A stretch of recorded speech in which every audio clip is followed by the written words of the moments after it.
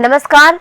આજથી ભાદરવી વદ એકમ એટલે કે શ્રાદ્ધનું આજે મહત્વ વિશે વાત કરીશું અમારા વિશેષ રજૂઆતમાં. આ વિશેષ રજૂઆત સાથે હું છું કિરણ. આપણી સાથે આજે શ્રાદ્ધનું મહત્વ સમજાવશે સ્ટુડિયોમાં હાજર છે દક્ષેશ શાસ્ત્રીજી. દક્ષેશ શાસ્ત્રીજી, આપનું સ્વાગત છે. હર હર મહાદેવ. હર હર મહાદેવ શાસ્ત્રીજી. શાસ્ત્રીજી, આપણે જે શ્રાદ્ધ આજથી શરૂઆત થઈ છે, આજે પ્રથમ ભાદરવી વદનું પ્રથમ શ્રાદ્ધ છે અને કહેવામાં આવે છે કે શ્રાદ્ધ છે તે 16 શ્રાદ્ધ હોય છે ને 16 શ્રાદ્ધ દરેક ઘરમાં જે છે તેનું કરવામાં આવતું હોય છે અને ખાસ પિતૃઓ માટે આ શ્રાદ્ધ કરવામાં આવતા હોય છે. એટલે કે આ પિતૃઓ જે છે તે જે પિતૃલોકમાંથી અને તેમના સ્વજનો પાસે એટલે કે પરિવારજનો પાસે મૃત્યુલોકમાં આવે છે આ 16 શ્રાદ્ધ દરમિયાન. અને 16 શ્રાદ્ધ દરમિયાન કહેવાય છે કે તેમના ઘરઆંગણે દરવાજા પાસે જ તેઓ રહે છે આ 16 દિવસ. ત્યારે એવું પણ કહેવાય છે શાસ્ત્રીજી કે આ શ્રાદ્ધમાં જે કંઈ પિતૃઓને રાજી કરે છે ને પિતૃના આશીષ મેળવે છે તેમનું જીવન ધન્ય થઈ જાય છે ને વ્યક્તિ જો પિતૃની કૃપા હોય તો દરેક સુખની પ્રાપ્તિ થતી હોય છે. તો આજે આ શ્રાદ્ધની શરૂઆત થઈ છે અને આજે આ શ્રાદ્ધના શરૂઆતમાં અમારું જે આ વિશેષ મહત્વ રહેલું છે શ્રાદ્ધનું તેના વિશે જણાવશો. યસ્ય સ્મરણ માત્રેણ જન્મ સંસાર બંધનાથ વિમુચ્યતે નમસ્તસ્મૈ વિષ્ણવે પ્રભ વિષ્ણવે. શ્રી હરિ નારાયણના ચરણોમાં નમસ્કાર. શ્રદ્ધાવાન દિયતે ઇતિ શ્રાદ્ધ. અત્યારે શ્રાદ્ધનો પર્વ ચાલુ થયો, બાપાનો મહોત્સવ પૂર્ણ થયો. બાપાના વિઘ્નહર્તા શ્રી મહાગણેશનું યજન કરી અને વિઘ્ન દૂર થાય તે માટે બાપાને પ્રાર્થના કરી અને આજથી શ્રાદ્ધનો પર્વ ચાલુ થયો. અને તેમાં જ મુખ્ય છે કે ધન કનક સમૃદ્ધિ વૃદ્ધિ રસ્તુ. હંમેશા પિતૃની કૃપા પ્રાપ્ત થાય ત્યારે લક્ષ્મી અને સંતાનની પ્રાપ્તિ થતી હોય છે. સંતાન થવા અને સારા સંતાન થવા એ પિતૃની અસીમ કૃપા છે. જે રીતે શ્રી મહાગણેશજીના ઉત્સવમાં વિઘ્નહર્તા વિઘ્નના દૂર કરવાવાળા બાપાનું યજન કર્યું અને અત્યારે જે શ્રાદ્ધ પક્ષની શરૂઆત થઈ અને આજે પ્રતિપદાનું શ્રાદ્ધ તેની સાથે એકમની ક્ષય તિથિ છે. ખાસ જણાવવાનું કે ભક્તોને કે ભાઈ આ 15 દિવસ પર્યંત ઘરની અંદર ક્લેશ કંકાસ ન થાય ને તો પિતૃઓ શીઘ્ર રાજી થતા હોય છે. શ્રદ્ધાવાન દિયતે ઇતિ શ્રાદ્ધ. જે પણ કાર્ય, જે પણ અર્પણ, તર્પણ અને સમર્પણ જે પણ કરવામાં આવે છે એ પૂર્ણ શ્રદ્ધાપૂર્વક કરવું. કેમ કે દેવતાઓ છે એ અદ્રશ્યમાન શક્તિ છે કે ભાઈ ન દેવો વિદ્યતે કાષ્ટે ન પાષાણે ન મૃણમય. ભગવાન લાકડામાં નથી, મૂર્તિમાં નથી, પથ્થરમાં નથી, કોઈ પણ પ્રકારની ધાતુમાં નથી, પરંતુ ક્યાં છે તો ભાઈ શ્રદ્ધાની અંદર પરમાત્મા રહેલા છે. પરંતુ પિતૃઓ છે એ પ્રત્યક્ષ દેવ છે અને પિતૃની કૃપાથી જ ધન સમૃદ્ધિની પ્રાપ્તિ થતી હોય છે. એટલે સામાન્ય ખાસ ધ્યાન રાખવાનું છે કે ભાઈ આ શ્રાદ્ધ પર્યંત ઘરની અંદર ગૃહ ક્લેશ કંકાસ ન થાય. ઉમરો સાફ હોવો જોઈએ, રસોડું સ્વચ્છ હોવું જોઈએ. કેમ કે રસોડાની અંદર પિતૃનો વાસ છે અને ઉમરા પર પણ વાસ છે. સામાન્ય આ માસની અંદર મહાલય શ્રાદ્ધ કરવાનું સવિશેષ મહત્વ છે. તર્પણ, અર્પણ અને સમર્પણ. એવું કહેવાય છે કે ભાઈ જ્યારે શ્રાવણ માસની અંદર ભગવાન શિવજીની પૂજા કરી ત્યારે અભિષેક ઇત્યાદિ કરીને દરેક સામગ્રી અર્પણ કરવાની હોય છે. અને તર્પણ એટલે શ્રી મહાગણેશજીને પણ તર્પણ વધુ પ્રિય છે. અને એ ગાડી શ્રાદ્ધની અંદર પિતૃઓને તૃપ્ત કરવા માટે અન્ન અને જલથી તર્પણ થાય છે. એટલે એ ગાડી તર્પણનો સવિશેષ મહત્વ છે. મનુષ્ય જ્યારે જન્મ લે છે તેના પર 4 પ્રકારના ઋણ હોય છે. પહેલું ઋણ તે માતૃ ઋણ છે, પિતૃ ઋણ છે, દેવ ઋણ છે, મનુષ્ય ઋણ છે અને ઋષિનું ઋણ છે. આ ઋષિઓનું એટલે દેવ, મનુષ્ય, પિતૃ તર્પણ અને ઋષિ તર્પણ આ 16 દિવસ જો પર્યંત કરવામાં આવે તો ચોક્કસથી પિતૃઓ રાજી થાય છે. કોઈ અધોગતિમાં હોય તેમને ઉત્તમ ગતિની પ્રાપ્તિ થાય છે. બીજું સવિશેષ આ શ્રાદ્ધ પક્ષનું મહત્વ છે કે ચંદ્રલોક, આપણે અત્યારે પૃથ્વીલોકમાં રહ્યા છીએ અને પૃથ્વીલોકની સૌથી નજીક છે તે ચંદ્રલોક છે. અને ચંદ્રલોકની અંદર 16 કલા છે અને 16 કલાએ આત્માઓ હોય છે. એટલે જેનો પુનરપી જન્મ અને પુનરપી મરણમ, જન્મ અને મૃત્યુ એક સંસારનો ક્રમ છે. એ ક્રમની અંદર જ્યારે જે દિવંગત આત્મા દિવંગત થઈ છે એ પિતૃલોકમાં હોય છે અથવા તો તે ચંદ્રલોકમાં હોય છે.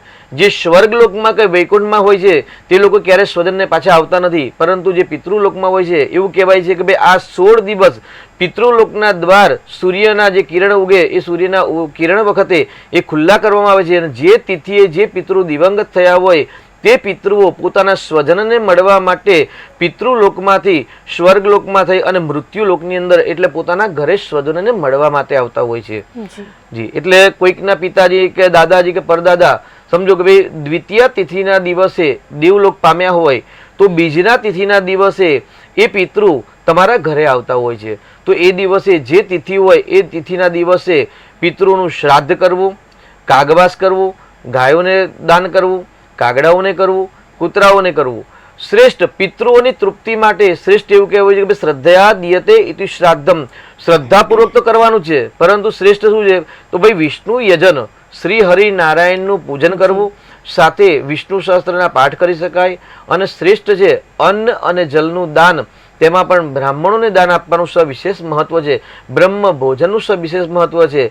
જે ઘરે બ્રાહ્મણ ભોજન કરે તે ઘરના પિતૃ હંમેશા રાજી રહેતા હોય છે. એટલે નારાયણે કઈ પુરુષુક્ત નામના જે સૂક્ત છે એ સૂક્તની અંદર નારાયણે સ્વયં કહ્યું છે કે બ્રાહ્મણોસ્ય મુખમાસિદ, બ્રાહ્મણનું જે મુખ છે એ સ્વયં મારું મુખ છે, એટલે નારાયણનું મુખ છે. જે બ્રહ્મ ભોજન કરે છે એ ભોજન મારા સુધી પહોંચે છે અને બ્રહ્મના મુખમાંથી જે પણ વચન બોલાય છે એ મારા વચન બોલાય છે. પરંતુ એ ગાડી કહેવાય છે કે ભાઈ બ્રાહ્મણની અંદર પણ તમને શ્રદ્ધા હોવી જોઈએ. એટલે આજના દિવસે બ્રાહ્મણને ભોજન કરાવવું. જે સ્વજન જે તિથિએ દિવંગત થયા હોય તે તિથિના દિવસે એ પિતૃનું શ્રાદ્ધ કરવું સવિશેષ મહત્વ છે. તેની સાથે બ્રહ્મ ભોજન અને અન્ન અને જલનું દાન પણ કરી શકાય છે કે ભાઈ અન્નનું દાન કરો અને જલનું દાન કરો. એટલે અન્નાત તૃપ્તિ, અન્નથી તૃપ્તિ થાય છે. તેના સાથે ખાસ મહત્વની વાત કે ભાઈ ઘરની અંદર ગૃહ ક્લેશ કંકાસ ન થાય તેની સાથે બહેનોને એક સામાન્ય આદત હોય છે કે ઘરની અંદર જે રોટલીનો લોટ બાંધતા હોય છે એ લોટને છે ને પછી જે વધે ને એ ફ્રીજમાં મૂકી રાખતા હોય છે. તો તેનાથી પણ પિતૃઓ નારાજ થતા હોય છે. કેમ કે પિંડ ક્રિયા, પિતૃઓને શ્રાદ્ધ, તર્પણ, માર્જન, મહાલયા શ્રાદ્ધ, ત્રિપિંડી શ્રાદ્ધ આદિ જે શ્રાદ્ધ કરવામાં આવે છે ત્યાં અલગ અલગ જગ્યાએ કોઈક જગ્યાએ ચોખાનો પિંડ અથવા તો ક્યાંક લોટનો પણ પિંડ કરવામાં આવતો હોય છે. તો આ જે પિંડ આપવામાં આવે છે તો પિંડનો જે લોટ એટલે આપણે ઘરની અંદર રોટલીનો લોટ બાંધીએ તો ખાસ ધ્યાન રાખવાનું છે કે એ લોટ વધે તો એનો ત્યાગ કરી દેવો, પરંતુ એને ફ્રીજમાં સંગ્રહવાનો હોતો એટલે શાસ્ત્રીજી આપણે એમ કહી શકીએ કે આ 16 શ્રાદ્ધ દરમિયાન જે કંઈ આપણે લોટ બાંધીને રાખતા હોઈએ છીએ તેમાં ક્યાંક પિંડનો વાસ હોય છે. એટલે કે આ 16 શ્રાદ્ધ દરમિયાન ક્યારે પણ રાત્રિ દરમિયાન રોટલીનો લોટ છે તે ફ્રીજમાં ન રાખવો જોઈએ, સદૈવ ન રાખવો જોઈએ, સદૈવ ન રાખવો જોઈએ. જી, આ સાથે જ શાસ્ત્રીજી તમે ખૂબ જ સરસ વાત કરી કે 16 સંસ્કાર હોય છે, 16 ચંદ્રની કળા હોય છે અને 16 શ્રાદ્ધ હોય છે. શ્રદ્ધાથી જે દાન કરવામાં આવે એને શ્રાદ્ધ કહેતા હોય છે. શ્રદ્ધાથી જે કંઈ કામ કરવામાં આવતું હોય છે અને એમાં શ્રદ્ધા હોવી જરૂરી છે. કારણ કે આપણે જે કંઈ આ શ્રાદ્ધ દરમિયાન દાન કરતા હોઈએ છીએ એ દાન છે તે સીધું પિતૃને અર્પણ કરતા હોય છે અને પિતૃને ક્યાંક જે છે તે આમાંથી એવું કહેવાય છે કે સ્વર્ગ લોકની પ્રાપ્તિ થતી હોય છે. ત્યારે ખાસ શાસ્ત્રીજી હું આપણી પાસે એ માંગીશ, આપણે ઘણી વખત એવું પણ સાંભળતા હોય છે કે ઘણી વખત ઘરમાં કંકાસ થતી હોય છે, ક્લેશ થતા હોય છે, દાંપત્ય જીવન સુખી નથી હોતું, ઘણી વખત જે ઘરમાં કોઈ નિરોગી નથી રહેતું. એટલે કે ક્યાંક ને ક્યાંક જે છે પિતૃ તમારા પર રાજી નથી રહેતા તેવું આપણે ઘણી વખત સાંભળતા હોય છે. ત્યારે આ શ્રાદ્ધ દરમિયાન ખાસ પિતૃને રાજી કરવા માટે આપણે એક વાત તો કહીએ કે દાન બને એટલું દાન પુણ્ય કરવું જોઈએ. તમારા જે દિવંગત પામેલા છે તેમની પાછળ, પિતૃ પાછળ તમારે દાન કરવું જોઈએ. આ સાથે જ બીજું શું વિશેષ કરી શકાય જેનાથી પિતૃ છે તે તમારી પર રાજી રહે? જી, સર્વપ્રથમ તો આપણે પિતૃદોષના લક્ષણ જાણીએ. તો ભાઈ જે ઘરની અંદર દાંપત્ય જીવન અથવા તો પરિવારની અંદર ગૃહ ક્લેશ કંકાસ રહેતા હોય ને તો સમજવું કે તમારા પિતૃ ક્યાંક તમારાથી નારાજ છે. આ પહેલા જ લક્ષણ. ત્યાર પછી બીજા લક્ષણ એવા છે કે ભાઈ વિદ્યાર્થી પુષ્કળ માત્રામાં મહેનત કરવા હોવા છતાં, પ્રજ્ઞા શક્તિ સારી હોવા છતાં પણ સંપૂર્ણ એના પરિણામ, એને જે સંપૂર્ણ જે મહેનત છે તે પ્રમાણે એને પ્રાપ્ત ન થાય. ત્રીજા નંબરની અંદર એવું કહી શકાય કે ભાઈ અર્થાગમો એટલે ધન આગમન હોવા છતાં માણસની અંદર હંમેશા પૈસાની અછત જ રહેતી હોય, એટલે ઉણપ રહેતી હોય. ત્યારે એટલે આર્થિક સમસ્યા રહેતી હોય ત્યારે પણ સમજવું કે આપણા ઘરની અંદર કે આપણા પર પિતૃનો કોપ છે. ત્યાર પછી સદૈવ ઋણી રહેતા હોય, ઋણ છે, કર્જ છે, પુષ્કળ આવક હોવા છતાં પણ, પરફેક્ટ મેનેજમેન્ટ હોવા છતાં પણ આપણે કર્જમાંથી જ્યારે મુક્તિ ન પ્રાપ્ત થતી હોય ત્યારે ખાસ ધ્યાન રાખવાનું કે ભાઈ આપણા પર ક્યાંક પિતૃનો કોપ છે એવું લાગે છે. હવે પિતૃઓને રાજી કરવા માટે ઘણા બધા પ્રયોગ છે. સામાન્ય એવું કહી શકે કે બ્રાહ્મણ દેવતાઓને બોલાવી અને આ 16 દિવસ પર્યંત તમે તમારા સ્વજનની તિથિના દિવસે અથવા તો જે 14 આવે, અષ્ટમી આવે, અમાવાસ્યા આવે તે દિવસે મહાલય શ્રાદ્ધ કરી શકાય છે. મહાલય શ્રાદ્ધ કરવાથી પિતૃઓ શીઘ્ર રાજી થાય છે. સવિશેષ અત્યારે નારાયણ બલિ કે પંચબલી જેવા યજ્ઞ છે, એટલે પંચબલીમાં ગઈકાલે જ અમારા એક સ્વજનનો કોલ આવ્યો હતો કે મારે નાગબલી કરાવી છે, તો નાગબલી આ સમય થઈ શકે? તો મેં કહ્યું કે સારા વિદ્વાનની સલાહ અનુસાર કરવું જોઈએ. પરંતુ એવું કહેવાય છે કે ભાઈ શ્રાદ્ધ પક્ષની અંદર ચંદ્રલોકમાંથી પિતૃલોકમાંથી પિતૃઓ જ્યારે પૃથ્વી પર આવતા હોય ને ત્યારે તેમના પર હંમેશા એ શ્રાદ્ધ કરવું જોઈએ, મહાલય શ્રાદ્ધ કરવું જોઈએ, તર્પણ કરવું જોઈએ. પરંતુ નારાયણ બલિ પંચબલી જેવા યજ્ઞ અત્યારે ન કરવા જોઈએ, કારણ કે શ્રાદ્ધ પક્ષની અંદર જ્યારે આપણે બીજા બધા જે માસની અંદર પિતૃઓની ક્રિયા કરતા હોય ત્યારે આપણે પિતૃઓને બોલાવતા હોઈએ છીએ. પરંતુ આ 16 દિવસ એવા છે કે સ્વયં પિતૃઓ પોતાના સ્વજનોને, પોતાના બાળકોને મળવા માટે આવતા હોય છે અને આશીર્વાદ આપવા આવતા હોય છે. હવે ધન કનક સમૃદ્ધિ વૃદ્ધિ રસ્તુ એવું શાસ્ત્રમાં કહ્યું છે કે પિતૃઓની કૃપા પ્રાપ્ત થાય એટલે ધન અને કનક એટલે લક્ષ્મી સુવર્ણની પ્રાપ્તિ થાય છે અને સંતાનના સુખની પ્રાપ્તિ થતી હોય છે. એટલે જે સ્વજનોને કે જે ભાગ્યલાભ કે અથવા તો જે KTVના ન્યૂઝના માધ્યમથી જે પણ દર્શક મિત્રો આ જે પ્રોગ્રામ નિહાળી રહ્યા છે તેમને ખાસ જણાવવાનું કે જેમને સંતાનના પ્રશ્નો છે તેમણે ખાસ આ 16 દિવસ પિતૃઓ પાછળ દાન કરવું. દાન કરવામાં આપણી શક્તિ છે એ પ્રમાણે દાન કરી શકાય. અન્નનું દાન અને જલનું દાન એ શ્રેષ્ઠ દાન છે. તે સાથે જ પીપલ વૃક્ષ પર એવું કહેવાય છે કે પિતૃઓનો પણ વાસ છે.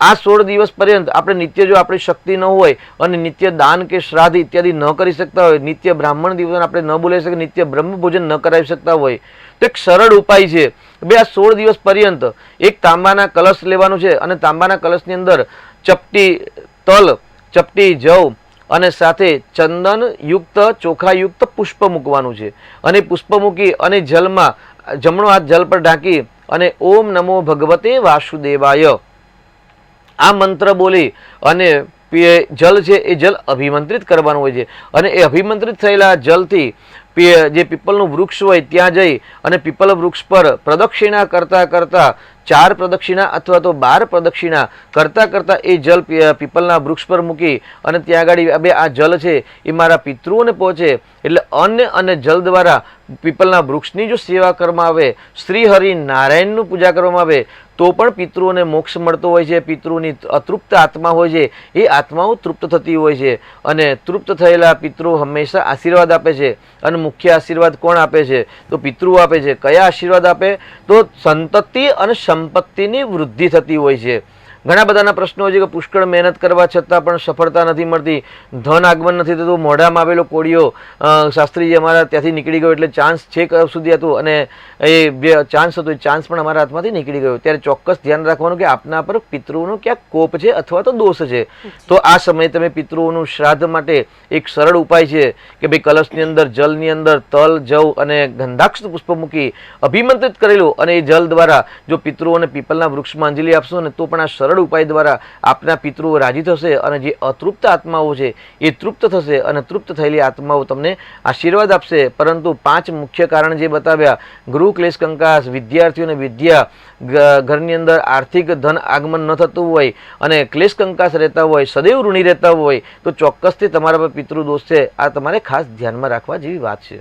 જી એટલે શાસ્ત્રીજી આપણે શ્રાદ્ધના પણ અલગ અલગ પ્રકાર હોય છે તેવું કહેવામાં આવતું હોય છે કે શ્રાદ્ધના અલગ અલગ પ્રકાર હોય છે. આ સાથે તમે વાત કરી કે જે પિતૃઓને રાજી કરવા માટે ખાસ છે તેઓને ખાસ પેલા જે વાત કરી કે પીપળ વૃક્ષમાં ભગવાનનો વાસ હોય છે ને એમાં પાણી અર્પણ જળ ચડાવવાથી ઘણી બધી સમસ્યાઓનું સમાધાન થતું હોય છે. અને તમે જે સામાન્ય સમસ્યા કઈ દરેકના જીવનમાં થતી જ હોય છે, ક્યાંક ભણવામાં ઝાઝી બધી મહેનત કરતા હોય છે તો એ ક્યાંક આપણને ઓછી સફળતા મળે છે. ઘણા બધા એવા બિઝનેસ ધંધા એવા હોય છે કે લોકો ઘણી બધી સફળતા મેળવવા માટે ઘણી બધી મહેનત કરતા હોય છે છતાં તેને ક્યાંક સફળતા ઓછી મળતી હોય છે.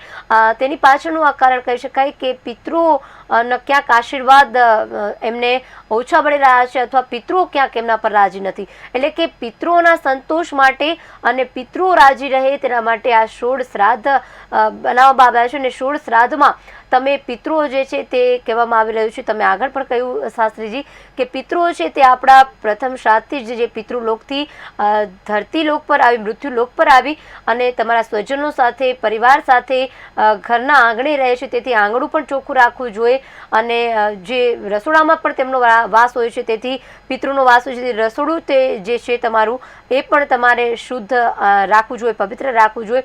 આ સાથે એ જણાવશો શાસ્ત્રીજી કે તમે જે કહ્યું કે જે લોકો દિવંગત પામ્યા હોય છે, આકસ્મિક રીતે અચાનક દિવંગત પામ્યા હોય છે અને ઘણી વખત બાલ્યાવસ્થામાં પણ જે દિવંગત પામ્યા હોય અલગ અલગ પ્રકારના હોય છે, એના વિશે પણ થોડીક માહિતી આપશો. મૃત્યુ એટલે કાલો જગત ભક્ષક એવું કહેવાય છે. કાળ છે ને આખા જગતનું ભક્ષણ કરે છે. હવે જે ભક્ષણ કરવાની જે રીત છે ને અલગ અલગ હોય છે. મનુષ્યના સ્વજનના કે પોતાના જે કર્મ પ્રમાણે એમની ગતિ થતી હોય છે. એટલે કર્માનુગો ગચ્છતિ જીવ એકઃ. જે પણ આત્માઓ છે, જે પણ મનુષ્ય અથવા તો પ્રાણી માત્ર છે, પ્રાણી માત્ર પોતાના કર્મ પ્રમાણે એ કાલ મૃત્યુને પામતા હોય છે. હવે ઘણા બધાને નેચરલ ડેથ થતી હોય છે, ક્યારેક કોઈકના કાર અકસ્માતની અંદર આગ લાગવાની અંદર એવા મૃત્યુના અલગ અલગ પ્રકાર હોય છે. પણ શ્રેષ્ઠ વસ્તુ માણસ મૃત્યુ પામ્યો. હવે જ્યારે મૃત્યુ પામતી વખતે જ્યારે એ આત્મા છે એ આત્મા અતૃપ્ત આત્મા હોય ત્યારે એ વધારે ભટકતી હોય છે. એવું કહેવાય છે કે ભાઈ પિતૃદોષ ક્યાંય આમ જોવા જઈએ સામાન્ય રીતે તો પિતૃઓ ક્યારેય પોતાના બાળકોને નડતા હોતા નથી. એટલે પિતૃદોષ શબ્દ છે એ કેવલ શ્રદ્ધા માટે, શ્રાદ્ધ માટે છે, ડરાવવા માટેનો શબ્દ જ નથી. એટલે જ્યારે જે પણ કોઈ પણ આત્મા છે એ આત્મા દિવંગત પામતી હોય અને ત્યારે મૃત્યુ પહેલા એના મનની અંદર ઘણી બધી અપેક્ષા હોય કે ભાઈ મારા લગ્ન થઈ જાય, કુંવારા ને એવા પ્રશ્ન હોય, વિદ્યાર્થીઓને ઉત્તમ વિદ્યા માટે હોય, કોઈકને મકાન બનાવવું હોય, કોઈકના એટલે અલગ પ્રશ્નો હોય છે. અને મૃત્યુ વખતે જે માણસે મનની અંદર સંકલ્પ કે વિચાર કરતા હોય ને એ વિચાર અતૃપ્ત હોય અને તેના કારણથી આત્મા મોહવશ, માયાવશ એ પરિભ્રમણ ભટકતી હોય છે. એટલે અતૃપ્ત આત્મા છે અને એવું કહે ભાઈ અતૃપ્તસ્ય કૃત સુખમ, અતૃપ્તને ક્યારે સુખ પ્રાપ્ત થતું નથી. તો જે એમના જે સંકલ્પ અતૃપ્ત થઈ રહ્યા છે એ અતૃપ્તિ માટે તે પોતાના સ્વજન માટે, સ્વજનથી કે સ્વજનના માધ્યમથી એ લોકો પોતાની આત્માને તૃપ્ત કરવા માટે અલગ અલગ યજ્ઞ ક્રિયા કરાવતા હોય છે. હવે જ્યારે કોઈક એક્સિડન્ટની અંદર કોઈક મૃત્યુ પામ્યું એટલે અકાળ મૃત્યુ કહેવાય. હવે અકાળ મૃત્યુની અંદર તમે શ્રાદ્ધ, તર્પણ ઇત્યાદિ કરશો તો ચોક્કસથી એમને થોડી ઘણી રાહત થશે, પરંતુ એમને ઉત્તમ ગતિ પ્રાપ્ત ન થાય. કેમ કે જ્યારે મૃત્યુ વખતે જેમને જે અસહ્ય આત્માને શરીરને જે પીડા થઈ છે ને એ પીડાથી એ આત્મા શીઘ્ર મુક્તિ પામતો નથી. તો એના માટે પંચબલીનો યજ્ઞ કહેલો છે કે ભાઈ જ્યારે હંમેશા પિતૃ દોષ હોય ત્યારે 5 પ્રકારના યજ્ઞ કરવા. એમાં મુખ્ય નારાયણ બલિ નામનો જે યજ્ઞ છે એ દરેકને ખ્યાલ છે કે ભાઈ નારાયણ બલિ યજ્ઞ કરાવવાથી પિતૃ રાજી થાય. ક્યારેક ક્યારેક બલિ શબ્દ આવે તો બલિ શબ્દથી ઘણા લોકો એવું વિચારે ભાઈ બલિ આપવાની કે ભાઈ કાક બલિ છે, પ્રેત બલિ છે, ભૂત બલિ છે અને નાગ બલિ છે. આ 4 બલિ અને 5મી બલિ નારાયણ બલિ. તો બલિ એટલે શું? બલિદાન ચડાવવાનું? ના, અહીંયા આગળ કોઈ પણ જાતનો બલિનો પ્રયોગ નથી, પરંતુ પિંડ ક્રિયા છે. અને પિંડ ક્રિયાની અંદર અલગ અલગ વૈદિક મંત્રો દ્વારા 5 યજ્ઞ, જે પ્રમાણે ગણેશજીનો ગણેશ યાગ, માતાજીની નવચંડી યજ્ઞ, ભગવાન શિવજીનો લઘુરુદ્ર થાય છે, તેવી રીતે પિતૃઓને રાજી કરવા માટે, પિતૃઓને અતૃપ્ત આત્માઓને તૃપ્ત કરવા માટે જે અપમૃત્યુમાં મૃત્યુ પામ્યા છે, કાર એક્સિડન્ટ કે આગ અકસ્માત કે ઇલેક્ટ્રિક દ્વારા જે મૃત્યુ પામ્યા છે, અથવા તો કેન્સર જેવી ભયંકર બીમારીની અંદર જે મૃત્યુ પામ્યા છે અને તે આત્માને ઉત્તમ લોક એટલે પ્રેત યોનિમાંથી પિતૃ યોનિમાં સ્થાન નથી મળ્યું. સામાન્ય આપણે પ્રેત અને પિતૃ શબ્દનો અર્થ સમજીએ તો ભાઈ જે આત્મા દિવંગત થાય અને તરત જ અમુક નામના પ્રેતાય એટલે એને પ્રેત યોનિમાં જવું પડે.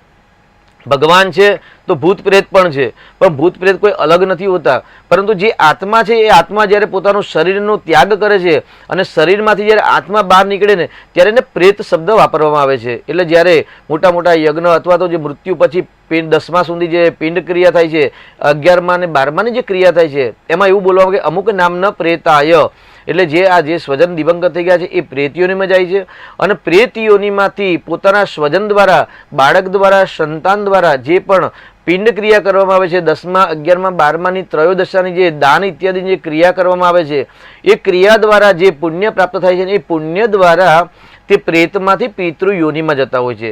એટલે પિતૃદેવ શબ્દ વપરાય છે. એટલે દેવતાઓ છે તો પિતૃદેવ શબ્દ પણ આપણે કહી શકીએ છીએ. એટલે પિતૃઓને અલગ અલગ પ્રકારના યજ્ઞ છે. એટલે પ્રેત યોનિમાંથી પિતૃ યોનિમાં જે પ્રાપ્ત મેળવવા માટે જે પુણ્યની અભાવ હોય એ પુણ્ય સ્વજન દ્વારા એટલે પંચબલી દ્વારા, ત્યાર પછી મહાલય શ્રાદ્ધ દ્વારા, નિત્ય તર્પણ દ્વારા, ત્રિપિંડી શ્રાદ્ધ દ્વારા અથવા તો બ્રહ્મભોજન દ્વારા અથવા તો વિષ્ણુ યજન દ્વારા તમે તમારા સ્વજનોને પ્રેત યોનિમાંથી પિતૃ યોનિમાં પ્રાપ્ત કરવાના ક્રિયા કરી શકતો છો. જી એટલે શાસ્ત્રીજી તમે જેમ કહ્યું કે અત્યારે જે દિવંગત પામ્યા હોય તમારા પિતૃઓ છે અત્યારે જે છે આવતા હોય છે પિતૃલોકથી મૃત્યુલોકમાં આવતા હોય છે અને તેમના ખાસ સ્વજનોને જોવા માટે આ 16 શ્રાદ્ધ દરમિયાન તેમને ત્યાં ધરતીલોક પર મૃત્યુલોક પર આવી અને પોતાના પરિવારજનોને જોતા હોય છે. આ સાથે એક વાત એ પણ તમે જણાવજો શાસ્ત્રીજી કે પિતૃઓ છે તે આવી અને જ્યારે એવું પણ કહેવાય છે કે શ્રાદ્ધ દરમિયાન જેટલા પરિવારજનો છે તે એક સાથે બેસી અને આ શ્રાદ્ધનું આરોગતા હોય છે ત્યારે પિતૃઓને છે તે વિશેષ જે ખુશી જે સુખ પ્રાપ્ત થતું હોય છે. જ્યારે સ્વજનો અંદરો અંદર જે કંકાસ કરતા હોય છે ત્યારે પિતૃઓ ક્યાંક દુઃખી થતા હોય છે તેવું પણ હોય છે. જી, સંગે શક્તિ કલે યુગવ એવું કહે કલયુગની અંદર સંઘ શક્તિ જ બહુ મહત્વની શક્તિ છે. જ્યારે આપણે પિતૃની વાત કરીએ તો ભાઈ 2 દીકરાઓ છે. હવે એમના પિતા એ 3 ભાઈ છે અને એમના પિતા 4 ભાઈ છે. એટલે 4, 3, 7 એ જે ક્રમની અંદર બાળકોને ત્યાં બાળકો થયા. હવે સમજો કે જે ઘરની અંદર ગૃહ ક્લેશ કંકાસ રહેતા હોય કે સ્વજનો સાથે બેસીને જમતા નથી ને ત્યાં પિતૃઓ રાજી થતા નથી. હવે સામાન્ય કોઈ એક વ્યક્તિના પરદાદા છે, એ પરદાદાના 4 સંતાન હતા. 4 સંતાનના અલગ અલગ 2 સંતાન થયા, એમના પણ ત્યાં 2 સંતાન થયા અને એમના ઘરે પણ 2 સંતાન થયા. એટલે 4 પેઢીના પિતૃઓ જ્યારે અલગ અલગ સંતાન રૂપમાં થાય અને અલગ અલગ ઘરે અલગ અલગ પ્રકારે જો શ્રાદ્ધ કરે ને તો પિતૃઓ રાજી થતા નથી. પરંતુ જ્યારે સ્વજનો શ્રાદ્ધના દિવસે એકત્રિત થતા હોય છે કે ભાઈ કોઈકના પિતૃની શ્રાદ્ધની તિથિ છે 5મ, પરદાદાની તિથિ, એટલે 5મના દિવસે પિતૃઓ પાછળ શ્રાદ્ધ કરે. શ્રાદ્ધનું સવિશેષ મહત્વ છે. ભાઈ કાળી રોટલી ને ધોળી દાળ એટલે દૂધપાક ને માલપુઆ કરી શકો તો શ્રેષ્ઠ છે, પરંતુ દૂધપાક તો સ્વજનમાં ત્યાં થાય છે. હવે સામાન્ય ભાદ્રપદ માસની અંદર દહીં ન ખાવું જોઈએ અને દૂધ ખાવું જોઈએ, સાથે સાથે કેળાનું પણ સેવન કરવું જોઈએ. હવે દૂધપાકનું જે નૈવેદ્ય બનાવે છે એ જે સ્વજનો ભેગા મળીને બનાવી અને શ્રાદ્ધ પિતૃઓને અર્પણ કરે છે, ગાય કૂતરાને ભોજન કરાવી અને જ્યારે સ્વજનો સાથે બેસીને જ્યારે ભોજન કરતા હોય ને ત્યારે સૌથી વધારે પિતૃઓ રાજી થતા હોય. ભાઈ મારા પરિવાર બધા એકત્રિત મળીને રહે છે, એમના જીવનમાં શાંતિ છે. કારણ કે ગૃહ ક્લેશ કંકાસ હોય તો સાથે બેસીને જમી ન શકે. એટલે જે સામાન્ય સમાજની અંદર આપણે વડીલો આપણને કહેતા હોય છે કે ભાઈ વર્ષની અંદર 2 વખતે સ્વજનો બધા ભેગા થઈ અને સાથે ભોજન કરવું જોઈએ. કેમ કે સાથે ભોજન કરવાથી સૌથી વધારે જો રાજી થતા હોય ને પિતૃઓ રાજી થાય છે અને પિતૃ રાજી થાય તે ઘરની અંદર હંમેશા લક્ષ્મીની વૃદ્ધિ થાય છે. સંતાન થવા અને સંતાન પણ સારા થવા. ઘણા બધાના સંતાનના પ્રશ્નો હોય છે કે ભાઈ મારો સંતાન છે, મારા કયામત નથી, અતિશય ક્રોધ કરે છે, ક્લેશ કરે છે, કકરાટ કરે છે, આવા ઘણા બધા પ્રશ્નો દરેકને સંતાન બાબતના હોય છે. એટલે સામાન્ય જો પિતૃઓ રાજી થાય ને તો પણ સંતાન હંમેશા ઉત્તમ પાકતી હોય છે. સામાન્ય એક શ્લોક છે, સુભાષિત છે કે ભાઈ સુશીલો માતૃ પુણ્યેન પિતૃ પુણ્યેન ચાતુર દાતૃત્વમ વંશ પુણ્યેન આત્મ પુણ્યેન ભાગ્યત. જો તમારા પેઢીમાં કોઈ બાળક જો સુશીલ એટલે વિવેકી પામે હોય ને તો સમજી લો કે એ ઘરની સ્ત્રીઓનું પુણ્ય વિશેષ છે. કોઈ બુદ્ધિશાળી જીવાતમાં બાળક હોય તો સમજવાનું કે ભાઈ વડીલોનું ત્યાં ગાડી પુણ્ય, પિતાનું પુણ્ય વધારે છે. દાતૃત્વમ વંશ પુણ્યન આપવાવાળા બને, દાન આપવાવાળા બને તો સમજવાનું કે ભાઈ તમારી પેઢીના પિતૃએ સારા સત્કર્મ કર્યા છે, મોટા મોટા યજ્ઞ કર્યા છે, દાન કરેલા છે, તો જ તમે દાન કરી શકો, બાકી દાન કરી ન શકો. અને આત્મ પુણ્યને ભાગ્યત, જ્યારે પોતાને જે વૈભવ લાઈફ લક્ઝુરિયસ લાઈફ ભોગવવી હોય તો પોતાનું સ્વકર્મ જોઈએ. અને સ્વકર્મ ક્યારે થાય કે ભાઈ શ્રાદ્ધ જેવા પક્ષની અંદર તમે પિતૃઓ પાછળ દાન આપો, અન્નનું દાન આપો, જલનું દાન આપો, નિત્ય તર્પણ ઇત્યાદિ કરાવો, શ્રાદ્ધ ઇત્યાદિ કરાવો. અને કંઈ ન કરી શકો તો સર્વપ્રથમ પહેલા પવિત્રતા રાખો. ઘરની અંદર નિત્ય શુદ્ધતા હોય, પવિત્રતા હોય, ધૂપ દીપ નૈવેદ્ય થતા હોય, રસોડું સ્વચ્છ હોય, ઉમરા સ્વચ્છ હોય, ઉમરા પર બંને બાજુ સ્વસ્તિક ઇત્યાદિ દોરાયેલા હોય. આ રીતે જો પોઝિટિવ ઉર્જા પ્રાપ્ત કરવાના ચિહ્ન થાય અને સત્કર્મ કરતા રહો તો ચોક્કસથી પિતૃઓ રાજી રહેતા હોય છે. અને સર્વશ્રેષ્ઠ રાજી કરવાનું શ્રેષ્ઠ પર્વ એટલે ગૃહ ક્લેશ કંકાસનો ત્યાગ કરો. જે ઘરની અંદર કંકાસ નથી, જે ઘરની અંદર લડાઈ ઝઘડા નથી, તે ઘરમાં ચોક્કસથી પિતૃઓ રાજી થાય છે અને પિતૃઓની કૃપાથી જ એવું થાય કે ભાઈ લક્ષ્મી અને સમૃદ્ધિની પ્રાપ્તિ થતી હોય છે. જી, એટલે કહી શકાય કે પિતૃઓ રાજી હશે તો તમારા ઘરમાં તમારા સંતાનો છે તે પણ ક્યાંક સંસ્કારી બને છે અને જો સંસ્કારી હશે તો અવશ્ય તમારા પર પિતૃનું રાજીપો જ હશે તેમ કહી શકાય. આ સાથે શાસ્ત્રીજી તેવું પણ કહેવાય છે કે પિતૃઓ જે છે તે આ 16 શ્રાદ્ધ દરમિયાન રહે છે. તમે અલગ અલગ ઉપાયો કયા કે આ દાન કરવાથી પિતૃઓ રાજી રહે છે, આ દાન કરવાથી, પણ ખાસ કરીને આ 16 શ્રાદ્ધમાં ભૂલથી પણ ભૂલ ન થાય તેનું શું ચોક્કસપણે ધ્યાન રાખવું જોઈએ? જી, પવિત્રતા એ શ્રાદ્ધનો મુખ્ય નિયમ છે કે પવિત્રતા રાખવી, બ્રહ્મચર્યનું પાલન કરવું. જે દિવસે આપણા સ્વજનનું શ્રાદ્ધ હોય તે દિવસે હંમેશા પવિત્રતા અને બ્રહ્મચર્ય બહુ મહત્વની વસ્તુ છે. કેમ કે જ્યારે આપણા ત્યાં મર્યાદા છે અને જ્યારે વડીલો આપણા ત્યાં આવતા હોય ત્યારે હંમેશા વાણી, વર્તન અને જીવન વ્યવહારની અંદર પવિત્રતા બહુ જ આવશ્યકતા છે. ચાહે દેવ ઋષિ હોય કે પિતૃ હોય, કોઈ પણ કર્મ કરો એ કર્મની અંદર મુખ્ય આધાર છે પવિત્રતા. અસત્ય ન બોલવું. એવું કહેવાય ભાઈ કે પિતૃઓને સામાન્ય નાંદી શ્રાદ્ધ નામનો એક પ્રયોગ છે. આમ તો શ્રાદ્ધ એટલે બધા એવું કે ભાઈ પિંડ ક્રિયા કરો એને શ્રાદ્ધ કહેવાય, પણ એવું જરૂરી નથી. ત્રિપિંડી શ્રાદ્ધ, તર્પણ શ્રાદ્ધ અને જ્યારે મંગલ કાર્ય કરવામાં આવે ને ત્યારે મંગલ કાર્યને નાંદી શ્રાદ્ધ નામનો શબ્દ છે. નાંદી શ્રાદ્ધનું બીજું નામ છે માંગલિક શ્રાદ્ધ. અને માંગલિક શ્રાદ્ધની અંદર કહેલું છે કે જ્યારે માંગલિક શ્રાદ્ધ કરવામાં આવે અને માંગલિક શ્રાદ્ધ જ્યારે પૂર્ણ થાય ને ત્યારે ત્યાં પિતૃનું વિસર્જન કરવાનું હોય છે, પરંતુ ત્યાં આગળ વિસર્જનનો શબ્દ વાપરવાનો આવતો નથી. સામાન્ય યજમાન દ્વારા આચમની લઈ અને થોડોક નાદ કરવાનો હોય છે. એટલે નાદ થાય એટલે અવાજ થાય. એટલે એવું કહેવાય કે ભાઈ જ્યારે ગૃહ ક્લેશ કંકાસ કે જ્યાં અવાજ કે ધ્વનિ થતી હોય ને ત્યાં પિતૃઓ રહેતા નથી, એ પિતૃઓ તરત ત્યાં સ્થાન છોડી દેતા હોય છે. એટલે માંગલિક શ્રાદ્ધની અંદર એવો એક ઉલ્લેખ છે કે ભાઈ એવો ધ્વનિ કરવાથી, નાદ કરવાથી પિતૃઓને એવું થાય કે ભાઈ હવે એ લોકોને આગળ સત્કર્મ કરવા છે તો અમે એમને સ્થાન આપીએ. તો એ રીતે પોતાના સ્થાનથી નીકળીને બીજા સ્થાન પર જતા હોય છે. પરંતુ એ ગાડી ગૃહ ક્લેશ કંકાસની અંદર એવો શબ્દ વાપરે કે ગૃહ ક્લેશ કંકાસ ન થવું જોઈએ. જે ઘરની અંદર ગૃહ ક્લેશ કંકાસ થતો હોય ને ત્યાં આગળ પિતૃઓ રાજી રહેતા નથી. એટલે જ્યાં અવાજ થાય છે, કકરાટ થાય છે, બાળકોની અંદર માતાને કે પતિ પત્નીની વચ્ચે ઘર્ષણ થતું હોય છે, શાબ્દિક ઘર્ષણ અથવા તો શારીરિક ઘર્ષણ, એ ઘર્ષણ ન થાય એનું ખાસ ધ્યાન રાખવાથી હંમેશા પિતૃઓ રાજી થાય છે. એટલે બને ત્યાં સુધી 16 દિવસ સુધી મૌન રહેવું, ઓછું બોલવું.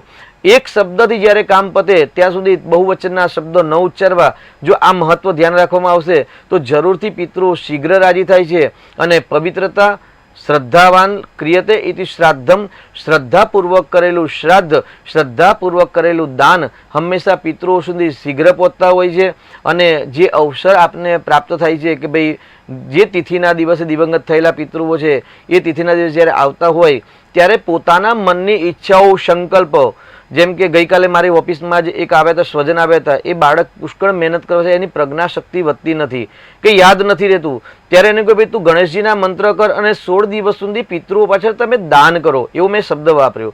ત્યારે એમણે પૂછ્યું કે દાનની અંદર શું આપવું જોઈએ? એટલે મેં કહ્યું દાનની અંદર અક્ષત આપવા જોઈએ. કારણ કે જે પિંડ બનાવવામાં એ પણ ચોખા દ્વારા બનાવવામાં આવે છે.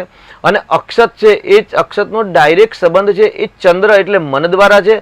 અને ચંદ્ર લોકમાંથી ચંદ્રની 16 કલા છે અને 16 કલામાંથી 16 કલામાં ચંદ્રકલાત મને ચંદ્રમંડલાય નમઃ. એટલે ચંદ્રમંડલમાંથી પિતૃલોક હંમેશા પિતૃલોકમાં થઈ અને મૃત્યુલોકમાં આવતા હોય છે. એટલે ચોખાનો સંબંધ ડાયરેક્ટ પોતાના મન પર છે, પિતૃઓ સાથે છે. તો તમારા બાળકના જેટલું વજન છે એટલા વજન જેટલું એટલે તુલાદાન તમે અક્ષત એટલે ચોખા દ્વારા કરશો તો ચોક્કસથી બાળકની પ્રજ્ઞા શક્તિ વધશે. એવું પણ મેં ગઈકાલે એક સ્વજનને જણાવેલું છે. જી, એટલે કહેવાય કે આ 16 શ્રાદ્ધ છે તે દરમિયાન પિતૃઓ છે તે ઘર આંગણે આવીને એમના જે સ્વજનો છે, તેમનો જે વંશજો છે તેમને મળવા માટે ખાસ આવતા હોય છે, તેમને જોવા માટે, તેમને આશીર્વાદ દેવા માટે આવતા હોય છે અને તેમના આશીર્વાદથી જ તેમનું જીવન સફળ થતું હોય છે. આ 16 શ્રાદ્ધ દરમિયાન શાસ્ત્રીજી ઘણી વખત આપણે કુંડલીઓમાં પણ એવું સાંભળતા હોય છે કે કુંડલીમાં અમુક શ્રાપ દોષ હોય છે, અમુક પિતૃ દોષ હોય છે, તેવું પણ ખાસ કહેવામાં આવતું હોય છે. તો આ કુંડલીઓમાં જે પિતૃ દોષ છે તે લોકોને આ શ્રાદ્ધ દરમિયાન શું કરવાથી તેમનો પિતૃ દોષ ઓછો થઈ શકે? જી, ચોક્કસ. બહુ સરસ પ્રશ્ન છે અને બહુ મહત્વનો પ્રશ્ન છે. પિતૃદોષ આપણે શબ્દ વાપરીએ છીએ તો પિતૃદોષ કહેવાય કોને? તો બે પ્રકારના પિતૃદોષ છે. એક પિતૃદોષ છે તમે જે કુળની અંદર પરિવારમાં તમે જે જન્મ લીધો છે એ એટલે આપના પિતા, એમના પિતા, તેમના પિતા, એટલે પિતા, પ્રપિતા, વૃદ્ધ પિતામહ, પ્રપિતામહ, આ રીતનો ક્રમ છે. તેની સાથે શરીર બે પક્ષે બને, માતૃપક્ષ અને પિતૃપક્ષે. જેટલો જ હક પિતાના પક્ષનો છે તેટલો જ હક માતાના પક્ષનો પણ ત્યાં બનતો હોય છે. એટલે માતામહ, પ્રમાતામહ, વૃદ્ધ પ્રમાતામહ એટલે મમ્મીના માતા પિતા એટલે નાના નાની, તેમના પિતા એમના પિતા, આ રીતે બંને પક્ષનો હક બાળક પર હોય છે. સામાન્ય આપણે ગુજરાતી સમાજની અંદર પહેલી ડિલિવરી હોય તે મોસાળ પક્ષમાં કરવામાં આવતી હોય છે, કેમ કે પહેલો હક એમનો હોય છે તેવું કહેતા હોઈએ છીએ. એટલે શ્રાદ્ધ છે એ બંને પક્ષના દ્વારા કરવામાં આવે છે, અને શ્રદ્ધાથી જે દાન આપવામાં આવે કે શ્રદ્ધાથી કરવામાં આવે તો ચોક્કસ સફળતા મળે. હવે બીજો પિતૃદોષ છે. હવે આ એક થયા કુળના પિતૃદોષ છે, એટલે બંને પક્ષના થયા. હવે બીજા આપણે ભાગ્ય લાભ દ્વારા કે ભાગ્ય દ્વારા કુંડલીની અંદર જે પણ દોષ બનતા હોય છે અને જેના દ્વારા લાભ સંપૂર્ણ પ્રાપ્ત થતા નથી, એટલે લાભાલાભ. હવે એની અંદર મુખ્ય બે ગ્રહ છે. સૂર્ય છે પિતાનો કારક છે અને ચંદ્ર છે માતાનો કારક છે. એટલે ચંદ્ર અને સૂર્ય કઈ સ્થિતિમાં દૂષિત થાય છે એના આધાર પર આપણે એમના દોષ નક્કી કરતા હોય છે કે સામાન્ય શાસ્ત્રના ગ્રંથોના આધાર પર બે આવી સ્થિતિમાં જ્યારે ગ્રહ નક્ષત્ર હોય ત્યારે પિતૃદોષ લાગતા હોય છે. કાળસર્પને પણ પિતૃદોષ કહેવાય છે, કેમ કે 244 પ્રકારના કાળસર્પ યોગ છે. તેની સાથે શ્રાપિત દોષ એટલે શનિ સૂર્યની યુતિ પ્રતિયુતિ હોય ત્યારે શ્રાપિત દોષ થાય છે. અને શ્રાપિત દોષના પણ ઘણા અલગ અલગ પ્રકાર છે કે ભાઈ કેવા પ્રકારના શ્રાપિત દોષ છે. હવે સામાન્ય કોઈકને કેન્સર જેવી બીમારી હોય અને જ્યારે કુંડલી આવે ત્યારે આપણે શ્રાપિત દોષના કારણે તમને આવા યોગ બને છે. મેડિકલ એસ્ટ્રો પ્રમાણે શ્રાપિત દોષ થાય ત્યારે કેન્સર જેવી ભયંકર મોટી બીમારી પ્રાપ્ત થતી હોય છે. તો ચોક્કસ એ ગ્રહ નક્ષત્ર પ્રમાણે આપણે કહી શકીએ ભાઈ તમારી પેઢીમાં પણ કોઈકને આવા રોગ થયા હોય કે આવી સમસ્યા થઈ હોય. એટલે બે પ્રકારના છે, જન્મના ગ્રહ અને પિતૃઓના. હવે જે જન્મના ગ્રહ છે એ સ્વજનના કે આત્માના પોતાના પણ દોષ હોઈ શકે છે, કેમ કે જેમ આપણે વાત કરીએ વાંસાથી જીર્ણાની યથા વિહાય, કૃષ્ણ ભગવાને ગીતાજીમાં કહ્યું કે ભાઈ આત્મા એક શરીર છોડીને બીજું શરીર પામે છે, ત્યારે આત્માથી કરેલા જે દોષ હોય છે અને આત્માના કારણે ગત જન્મના કે પૂર્વજન્મના જો કોઈ પિતૃનું ઋણ હોય ને તો પણ એ ગ્રહ નક્ષત્ર માધ્યમથી પિતૃદોષ લાગતો હોય છે. જી, તો આ સાથે જ શાસ્ત્રીજી આજે આપણા કાર્યક્રમને અહીંયા પૂર્ણ કરીશું. 16 શ્રાદ્ધની વિશે તમે ખૂબ સરસ માહિતી આપી. 16 શ્રાદ્ધમાં શું કરવું જોઈએ અને શું કરવું ન જોઈએ, આ સાથે 16 શ્રાદ્ધમાં પિતૃઓની દોષમાંથી કઈ રીતે છુટકારો થાય અને પિતૃઓનું તમે આશીર્વાદ કઈ રીતે મેળવી શકો તે વિશે જાણકારી આપવા બદલ આપનો આભાર. તો દર્શક મિત્રો, આ સાથે આજની વિશેષ રજૂઆતમાં અત્યારે બસ આટલું જ. જો આ તમે કાર્યક્રમ જોવાનું ચૂકી ગયા છો તો તમે KTV news Gujarati YouTube channel પર અમારી અવશ્ય ફરીથી નિહાળી શકશો. આ સાથે KTV ન્યૂઝ 280 ઉપર ફરીથી આ જ કાર્યક્રમ તમે નિહાળી શકશો. આ સાથે તમારા કોઈ પણ પ્રશ્નો છે તો 3:30 વાગ્યે ભાગ્ય લાભ અમારો કાર્યક્રમ છે. પિતૃ દોષનો કે પિતૃ બાબતે કોઈ પણ તમને સમસ્યા હોય તો અવશ્ય તમે ફોન કરી અને શાસ્ત્રીજી પાસે જાણી શકશો. અમારી વિશેષ રજૂઆતમાં અત્યારે બસ આટલું જ. રજા